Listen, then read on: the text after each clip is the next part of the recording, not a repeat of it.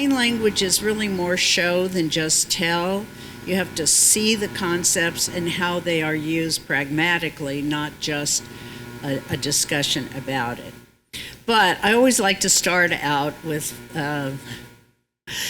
I collect signs and I collect little snippets of information that companies and agencies have put out, and I find many of them quite humorous, even without their intending to be. So let's start with one.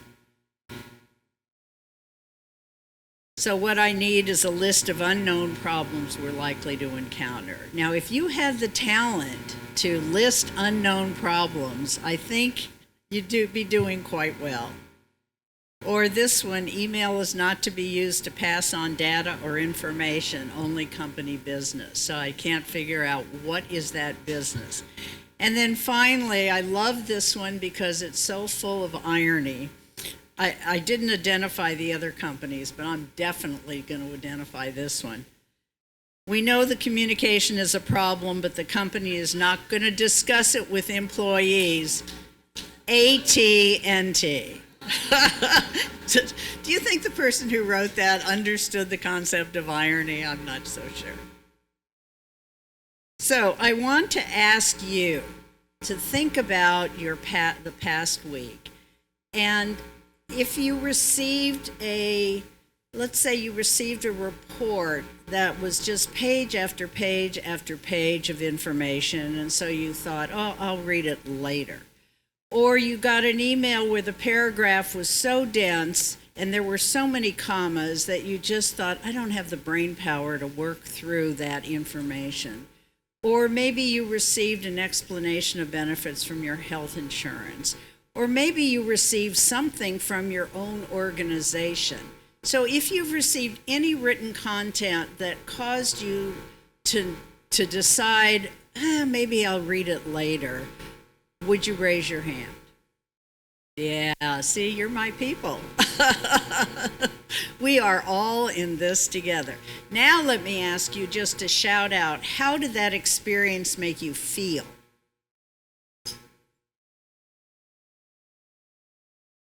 Overwhelmed? Not valued? Stupid? Well, I will tell you there was a study done at Stanford University with grad students. People of a certain age tend to think, oh, I must be too stupid to understand this. But these grad students at Stanford decided that it was the writer who was stupid, because why would they have written something so complex that no one could understand it? So those of us who are a little older, we'll change our thinking, but the younger ones kind of get it.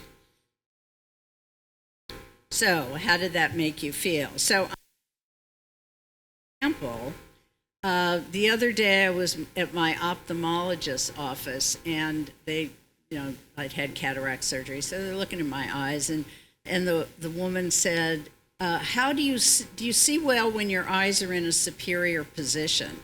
And I said, well, if my eyes were superior, I wouldn't be sitting here. I said, I'm sorry, I don't know what superior position means. And she said, it means just look up. And I said, well, why?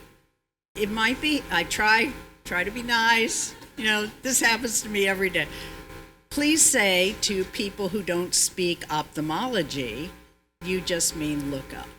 Right? So the use of common words is some of the issues that we're going to talk about today.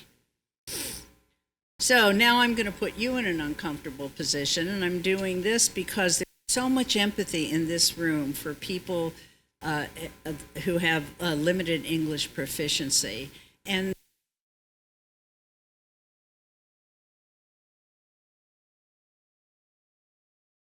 English per se, but we all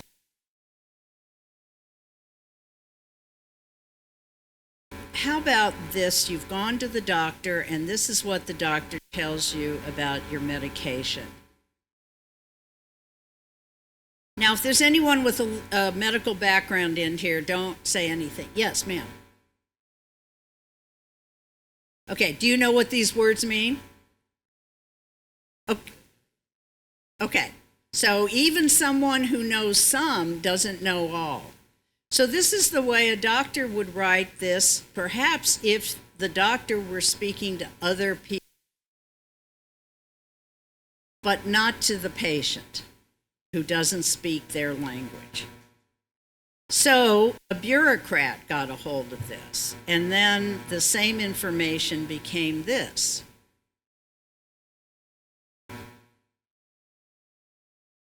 So suddenly now we don't have medical jargon, but now we have administrative jargon, right? Or agency jargon, not yours, of course, because you all are much more aware. Now, if you were going to say the same information to someone who isn't going to understand one or two, what would you tell them? Yeah, see, she knows because she knows how to translate. This medicine could make you pass out. You also. That doesn't make me excited to take it, but at least I understand. So we've gone from the jargon of the profession to the jargon, in a sense, to how do normal people, I shouldn't say normal, how do we want information given to us? We want to get it, we want to get in, get it, and get out. So, despite the fact that in rhetoric, it does not always help me understand health information. It doesn't help me understand because I don't speak the jargon of that particular sector.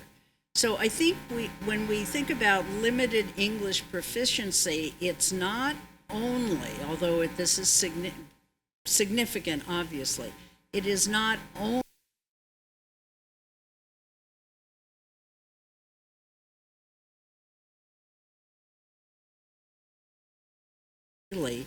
causes all of us stress. And so then you triple and quadruple that when someone is learning.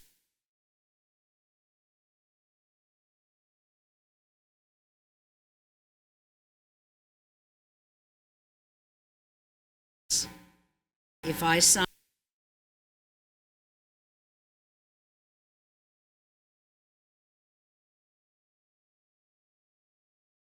it, who knows? Oh, there was a company called GameStop, and years ago in their terms and conditions where you have to click I agree. I have read this and I agree, which, by the way, is the biggest lie in America. I have read this and they threw in there that you're giving up your firstborn child.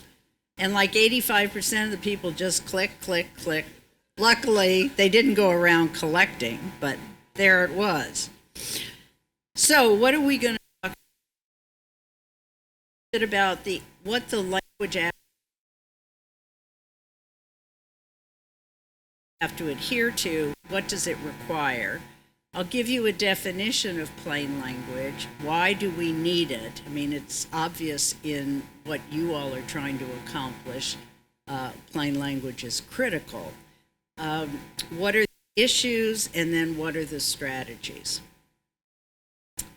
So in the Office of Language Access, in the chapter 321C, there is a definition. So a limited English proficient person.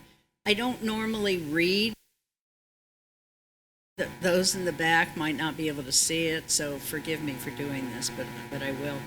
Limited English proficient person means an individual who, on account of national origin, does not speak English as the person's primary language and self-identifies as having a limited ability to read, write, speak, or understand the English language. Okay, that's a definition. Also note that's one sentence. Okay, I'm just saying. So language for limited English proficient persons can be a barrier to accessing important benefits or services, understanding and exercising their important rights, complying with applicable responsibilities, or understanding other information provided by state-funded programs and activities. So this is the who. Who are the people that your work is focusing on? Then what does the policy itself require? So oral and written services, each state agency must do the following, okay? So I'm not going to read all this because I don't want you to take a nap. So this is the what. So you know the who and you know the what. But I'm here today to show you the how. How do we achieve the goals that we're trying to achieve? So what is plain language? So it's the use of proven, and I intentionally put the word proven in there because there are hundreds of empirical studies that show that the use of plain language, well, I'll show you the benefits in a minute, but just think to yourself how much simpler life would be if every piece of information that we had to respond to or read or understand were easy for us and for the people. Language easy for people to find the information they're looking for. So how do I apply for unemployment? To understand the information. So what exactly is it I'm supposed to do? And then to use that information to take action. So I like to say we're talking about the 3 C's: clear, concise, and credible. So I have to trust what I read. So part of that means we move from what we call writer-based writing to reader-based reading. And what that essentially means is that point of view. We may say 35 sentences because we have a lot to tell the reader. But from the reader's point of view, what they need to know, and there is a tendency to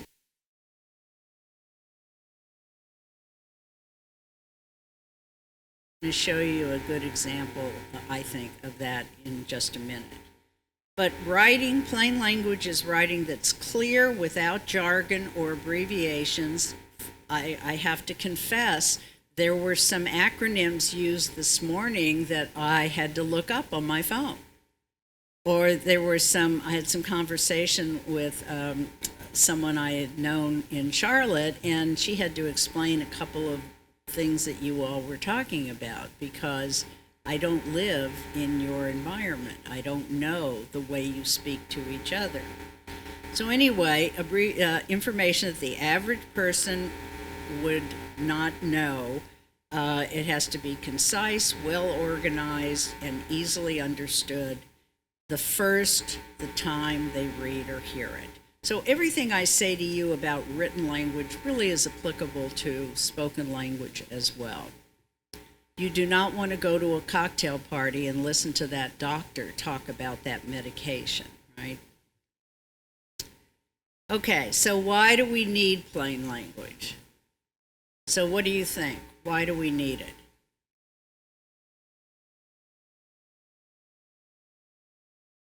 Communication, yes. Easy to understand. Remember all those emotions you said you had a little while ago when I asked you?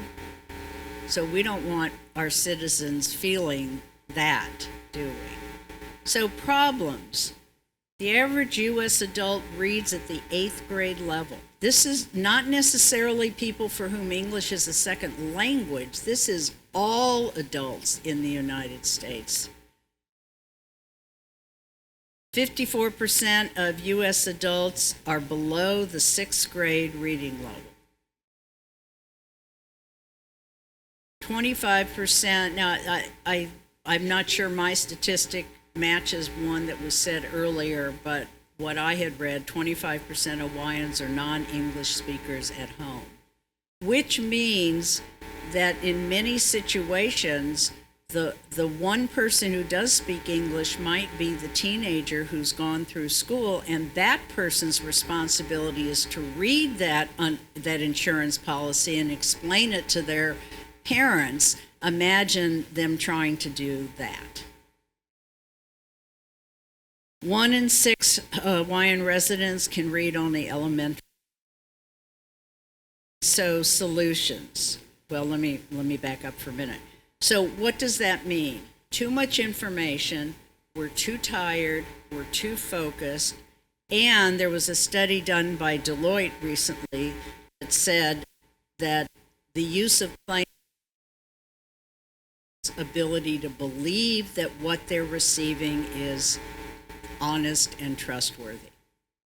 That when it is overly complex, it generates mistrust. So plain language will do the following: avoid confusion, discouragement, anxiety. Obviously, I do this work. I'm passionate, the way you're passionate about. I'm passionate about plain language because I believe that every human being has a right to understand information that affects their lives. And it almost seems a disproportionate, like the more critical the information, the less likely, and we can talk about attorneys, the more critical the information, the less likely people tend to be able to understand it. Now, that inverse can cause a lot of problems for all of us, and certainly for the people that you work towards. Saves time and money. Particularly, this is helpful too for you all to know, information that is converted or rewritten in plain language saves money spent on translation. And you get more accurate translations. And I think many of you would know that just sort of logically if you use the common word rather than like if you use the word use instead of utilize, which I don't, utilize, please, you're just using something. Though it's easier to understand. And of course you have to avoid metaphors, and there are other issues around translations into other language. But plain language itself costs less to translate, and you get more clear translations. It builds trust, and frankly, it's more efficient. How many of you have gotten phone calls from people who don't understand information that's been sent to them from your office or your agency or all that time, and why should they have to take their time to do what you should have, you generic, not you, but what should have been done to begin with? So what are the issues? So you understand your audience. So you all you have a handle on that. You really, I could tell from all of the talks today, you understand the issues that your constituents or your audience has when it comes to information. Increasing clarity. You want to limit the amount of information that you give people. Too much information at once is going to be just as confusing as information they can't understand. Obviously, we want to eliminate jargon. We also want to improve visual appeal, how something looks. If I get, which I do all that, you should see my photos. I screenshot every day, there's something. Anyway, you get a paragraph this thick, just visually, there's nothing appealing. There's nothing that says, read me. This will be easy. Come on in. I got things to say to you. A big, thick paragraph is like a wall of text. So improving visual appeal. So 63% of U.S. citizens believe that complexity is done intentionally to move them away from understanding. Now, I'd like to say nobody does it intentionally, but clearly there are intentions. But in general, that's not, with all the kinds of agencies and companies I've worked with, intention for confusion is not what they're doing. But that's how the reader can perceive it. So here's something to keep in mind, as I said earlier. Tell people what they need to know. not what you want to tell them. So when I have to write something, I often start out with, what are the 5 questions the reader's going to have about this information? So just as an example, if I were creating information about how to get a passport, what do you think someone who doesn't have a passport, what do you think they would want to know about how to get a passport? How much does it cost? Where do you go to get it? Probably online now, but back in the day you actually had to go somewhere. Right? How long is it going to last? What is it going to cost? I mean, you could generate 5 or 6 questions that you be pretty confident are the basic questions people want. Well, I went online on how to get a passport. I have one, but I was curious. And I mean, there must have been like 6 screens of information, and they're telling me when this law was passed. I don't care. What do I care? I don't care about that. I just want my questions answered. So one thing you can do immediately as you're creating or as you're critiquing what you receive is jot down the 5 or 6 questions that your reader, your audience, or the people you're working for or with, what do they need to know?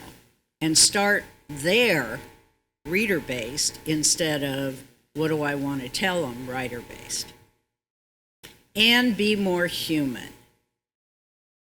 So there are ways to make how to file a complaint, for example, or how to get unemployment insurance. You don't have to sound like you're a bureaucrat. You can sound like a human being because you're there to say, I've got your back. That is the intention, I think, of a lot of government information. I'm here to help. I've got your back. Let me show you how we can work through this together. And instead, what we, the readers, anybody, get is this information that seems to lack any humanity to it. So be human in the way that you're writing as well, even if what you're writing is a policy. Now I have to talk to the lawyers again. But you actually can write in plain language and be legal at the same time. Some will tell you that's not true, and maybe in some situations there's my brain, art phrases, or what do they call that? Not state of art. Yes, thank you, terms of art. Thank you very much. I know that phrase, I just couldn't remember. So there are terms of art that must be used in certain situations, but a lot of it just goes back to this is the way we've always done it, and mitigating risk and all of that. But anyway, it's not just the lawyers. They're just easy to pick on. All right, so let me show you another slide. I was driving back from the mountains. So North Carolina is a lovely state. We're not as close to the beach as you are. Here I'm about to brag, we're only 3 hours from the beach. Ha, ha, ha. Here, I'm in Hawaii. This is silly. And then we have the mountains. It's a beautiful state. So my husband and I are driving back from the mountains, and we can't figure out which way we're going to take a particular route. And here is the sign that we come to. And this was at a stoplight. At a stoplight. So if we got a red, lucky. I mean, we're like praying to get a red light. Who does that, right?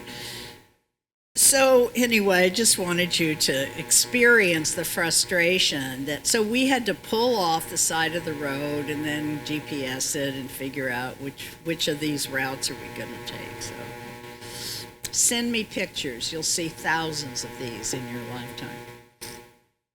All right, so what are the issues? Information is overly complex. Like whoever put up all these signs was not thinking about the fact that we were going to have to make a decision like this, right?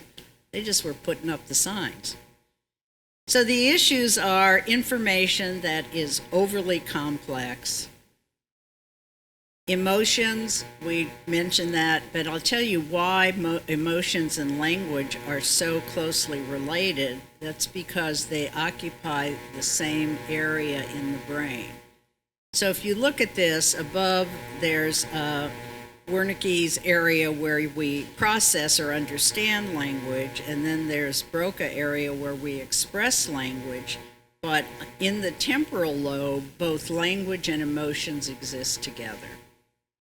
So words have feelings. They evoke feelings in the reader. Okay, another context. So one problem with context in your situation is I mentioned the family member who now has to read or understand that information, pass it on to someone else. So just give you another little amusing context. So I'm not driving in Hawaii, so I have no idea what your parking signs look like, but this is what they look like in Charlotte, North Carolina. Okay, now think about the context in which somebody is trying to decide if they can park there on a Wednesday at 10 o'clock. I'm in a car, there's somebody behind me. You know what it's like to try to get that park. I've been going around the block. I need that parking space. Before the I almost said jerk, but before the person behind me starts honking their horn, I have to read all of this information to figure out. Now, red and green help me because green, in English, signifies go and red stop. However, if you're colorblind, that's not going to help you. Look at all the text there. So I just parked. I said, I don't care at this point if I get a ticket. I don't have time to translate this because that's literally what you're having to do, is work your way through all of this to come to some little conclusion like parking. I break rules. Some rules are just... Anyway, I didn't get a ticket. The language gods were on my side that day. So, what are the plain language strategies? So, I'm going to show you some examples, but I want you to kind of get a handle on what this means. And then the next slide, I'm going to give you some actual just easy tips for writing using plain language. So, we talk a little bit about audience. What do they need to know? How, are they in the LEP cadre, I guess? Or are they just people who don't have time to try to figure out what you mean? Be conversational and human. Again, as I said, the information you're giving to people really is, we've got your back, we're here to help. So it has to sound like you're there to help. Think about, and I've done this myself even when I'm writing something, say it out loud. Is this how you would tell somebody this information? We're usually more informal in our speaking than we are in our writing. And I think that's sort of a false dichotomy. We don't need to do that. We can write the way we speak, unless you're a millennial, like my daughter, and then you say like every other word. We don't want to go there, but I think you know what I mean. Using pronouns. So for instance, using the word you to refer to the reader, because trust me, the only people reading a lot of your information are literally the people who that information is intended for. So by saying we as the agency and you as the person getting the information, the literal use of pronouns draws people into the information in a way that the lack of it doesn't. So it feels more conversational, feels more back and forth. You're there as a we, the reader's there as a you. Verbs, not nouns, I'll show you some of that. We'll talk. But let me give you some tips that you can use the minute you leave here for any writing, whether it's email, probably doesn't apply to text because texts are so short anyway. And if they're not short, the person doesn't know how to use texting because it's, not supposed to be an email in your text. But anyway, so here's some easy things for you. Sentences should be no more than 20, maybe 22 words maximum. And why? Because our short-term memory is just completely messed up because of looking at your phone, looking at your computer, answering the phone, walking down the hall, doing your laundry if you're working from home. We don't have the attention span that we all used to have. We just literally don't. So my short-term memory, if I have one sentence that has 45, 50 words in it, by the time I get to the end of the sentence, I don't even remember what the beginning of the sentence was, and then I have to read that sucker all over again. So keep your sentences short. Also, 3 to 5 sentences per paragraph, because that white space between those short paragraphs gives your brain a chance to process. It's a little break from all of that dense text. So 3 to 5 sentences per paragraph. Also, because people really truthfully often don't read much anymore, they skim or they scan looking for the piece of information that's relevant to what they want or what they need to know or what action they need to take. So we suggest that every document should have at least, and this applies online, everything I'm saying applies online, 3 to 5 headings, so they can skim the headings looking for the piece of information that's relevant to them. If you're writing online, you use columns because you want people's vision to go down the middle rather than going clear across the page. Use lists, and I'll show you some examples when possible. Think about the questions that your reader would have and answer them. And I guarantee you, whatever you're writing, even if it's an email, you could probably immediately eliminate 30% of the words on that page or that screen. So let me show you a couple of examples. So now I'm for sure you can't really see that in the back, but this is information about unemployment insurance. And actually, this one, they did some things right on this. So they have headings, so I could quickly scan, and they've done it in the form of questions, which probably unconsciously, but communicates to the reader that I've thought about what it is you really want to know. So headings, listed information, look at 4. Instead of a long paragraph, we have some listed information. The paragraphs are short.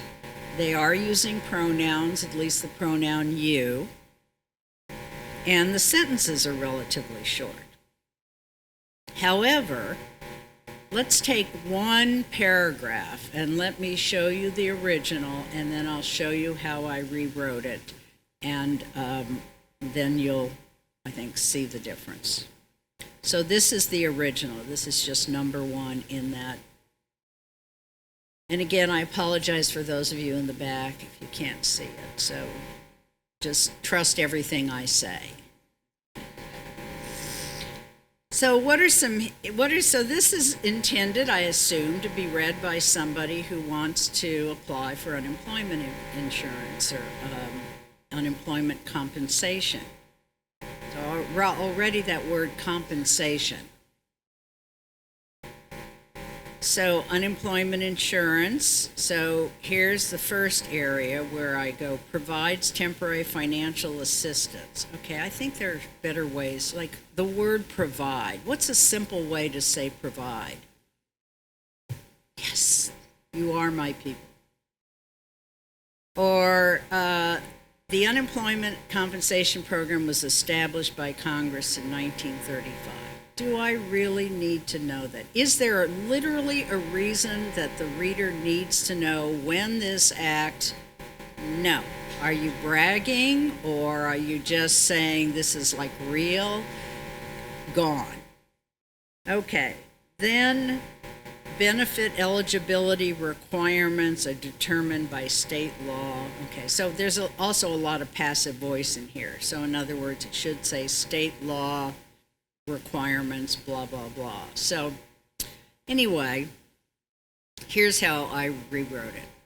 So the insurance gives you temporary financial help, not assistance, help, if you are qualified and if you lost your job, instead of become unemployed, You lost your job through no fault of your own. Each state has laws that decide what benefits you receive. These benefits are a set amount, not based on, now originally it said not based on, oh, the little arrow there is hiding on need. Okay, not based on need. So I just said not based on how much money or assets you have. Because I don't know what need means. We all need money. Some of us need more than others, but we all need to eat. But I don't know what need means in this context. So I took a guess. But you don't want people to have to guess what you mean. So then I ran both paragraphs through readability tests, and this is the before and after. So number of words, all right, 17 words are gone, so that saves about 3 seconds of someone's life.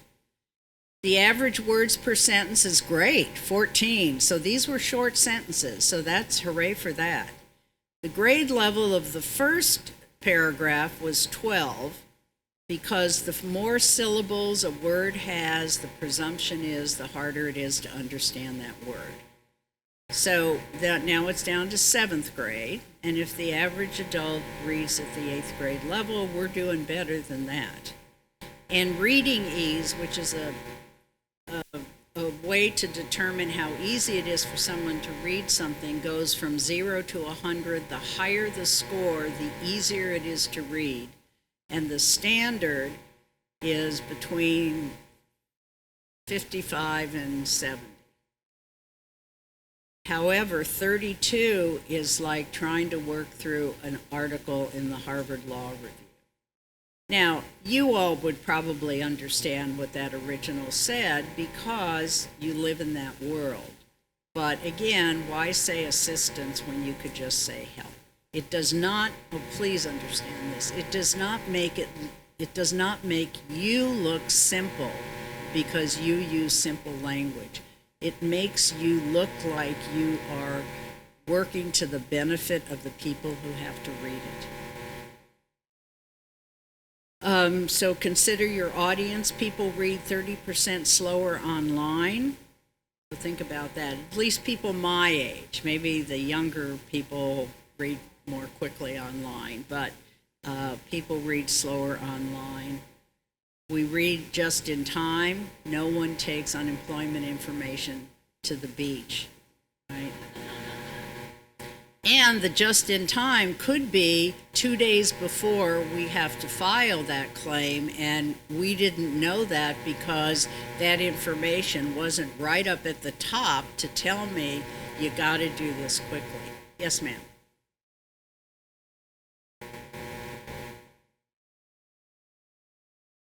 Yes.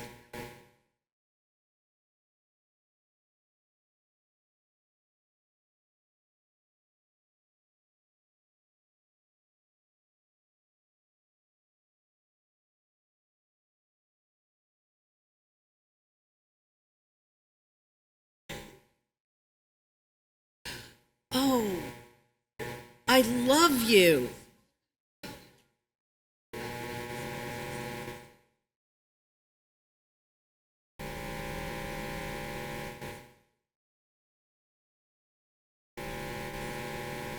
Well, in fact, you should start with the main point at the beginning.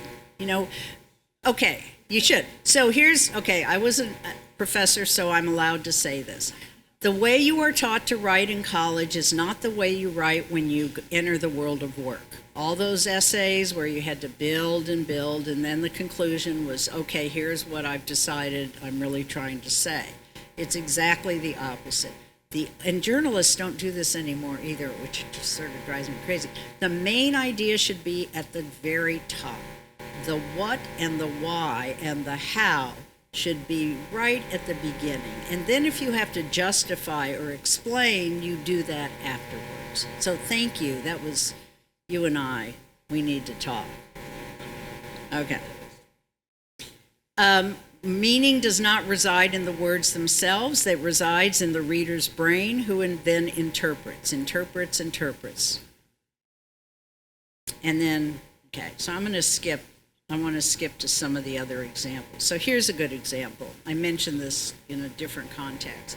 So Hawaii residents must post their resume online at blah, blah, blah.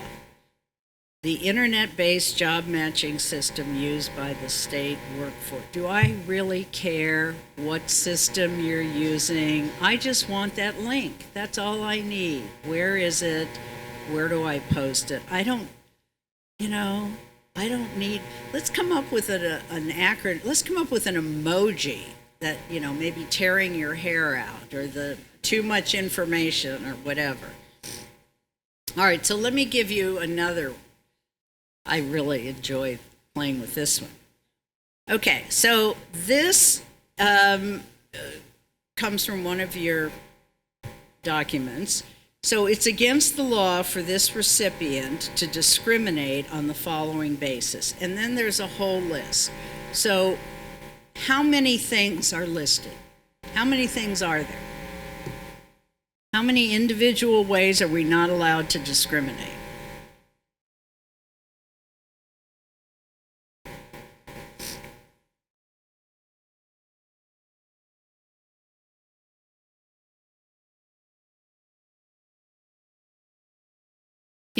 All those commas, oh my gosh. How many? Did anybody figure out how many? I'm sorry? 20, 16, somebody said 14. So we don't really know, right? Why don't we know? Because look at that paragraph and all those commas. So what if we did this? Now, how quickly can you tell me there are actually 10 because I took 2 of them because it was confusing over here when you got down to participate in programs financially assisted under Title I on the basis of, I honestly am not sure I even understood that, but I did the best I could, and it said, then I broke it up into 2 more bullets. So now we know we have 10, and look how easy it is to spot them as opposed to having them buried in this paragraph. Then again, if we do a before and after, so we only saved about 6 words, so that's not a big deal. The average words per sentence, that was originally 1 sentence, 103 words. I bow my head in shame. So now we're down to average words per sentence 22. And really, in a sense, it's even less because those bullets are really not sentences. Grade level went from 50th, which I don't even know what that is. There are people who have MDs and PhDs. They're getting close to that 50. So now it's down to 10th grade, and the reading ease was so bad you can't even, it's below 0, and 0 is the bottom. And so it went to 50. So it could be a little better than 50, I admit that. And then the entire document I took and ran it through some testing, and here's what we end up with. So grade level 18. Okay, last example. And AP, you need to tell me how much more time I have. 10 minutes? Oh, heck, that's great. Okay, so notice to individuals filing a complaint. Right to representation. So look down at the bottom. So you have the right to be represented by an attorney or other individual of your choice. However, Hawaii's language access law, you cannot file a lawsuit with OLA. OLA will try to resolve your complaint using conference, conciliation, mediation, persuasion, and other informal methods. Now, I have to admit, I know what reconciliation means, but I had to look up PhD in rhetoric. I had to look up conciliation. Okay, what happens during a conference? I guess they mean a conference.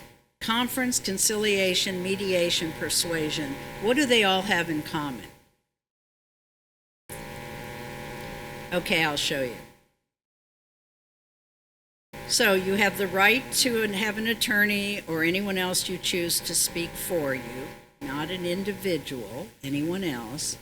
However, you cannot file. Instead, we will try to resolve your complaint by talking with you and others.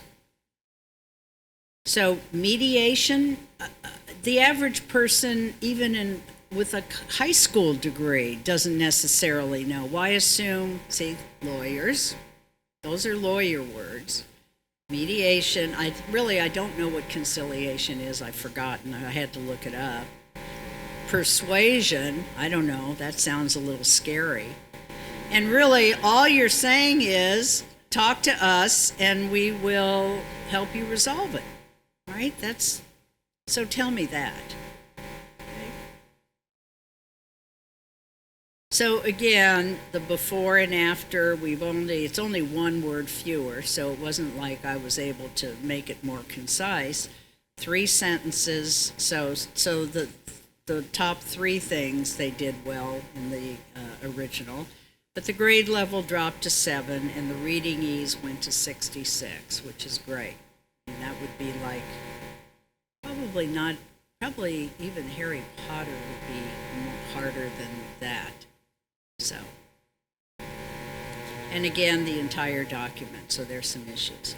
So the only thing I want to say about lists is there are reasons to use one over the other. A bulleted list conveys that all things are equal. So when I gave you the list of what you can't discriminate against, they're all equally critical or equally important. So numbers are used for chronology, steps, or a hierarchy of importance. It's not a big deal. The use of lists is a big deal. It's not a huge deal if you use bullets rather than numbers, but you might as well know the difference between the two. Using verbs. So this is another thing about bureaucratic language, is that we're always going to make a determination instead of just determining. Or we're going to come up with some recommendations instead of recommending. Or we will start the implementation on Tuesday instead of we will implement or even begin. So I noticed that I left off a parentheses after begin. So, so all those ION words, you're taking perfectly good verbs and turning them into nouns, and by doing so, it makes it harder for the reader to understand. Verbs are easy for people to understand. Kids start talking. They don't say, "Mom, will you give me an evaluation of my homework?"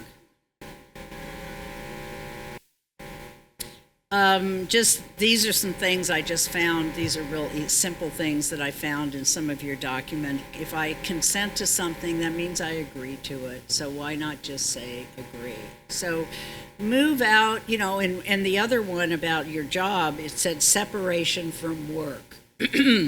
But so then we're going to get a divorce. First we'll separate, then we'll get a divorce. So separation just means you lost your job. So just say it, say it, say it. Okay, I only have a couple more slides, literally. So use more visuals. So people are 43% more likely to, so use a table or a list or an image or something that conveys the information to break up, especially in longer documents. People understand visuals 25 to 40%. Remember, a picture's worth 1,000 words. That's scientifically almost literally true. 60,000 times faster than we can process language. So there's a move afoot to turn legal contracts into imagery instead of words. So we'll see how far that gets, but it's a good, I think it has merit. We remember what we see almost 40% more than what we read. There are many modes of processing information, but the two most frequently are verbal or visual. And so if you use both, then you're attaching your content to either that the reader might use. So remember this sign? All right, there is a genius graphic designer named Nikki Stylangas who was in LA but has now moved to New York. and she's like my hero. So she redid the parking sign. So here you are in your car looking at this when you could be looking at that. Now, isn't that just astonishing, the difference? And why do we stick with that? Because that's the way we've always done it. But why not do it like